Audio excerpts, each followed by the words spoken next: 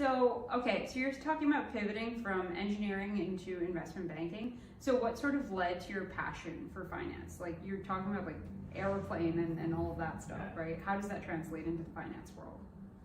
Yeah, that's a great question. It didn't happen overnight. It was a very gradual thing in my case, where I had gotten married right out of undergrad, and my wife and I were actually struggling with some of our personal finances to the point where we just didn't know what we were doing, like trying to figure life out. And that led to this passion for personal finance and learning about budgeting, debt, all of those kinds of fundamental things just for living as an adult.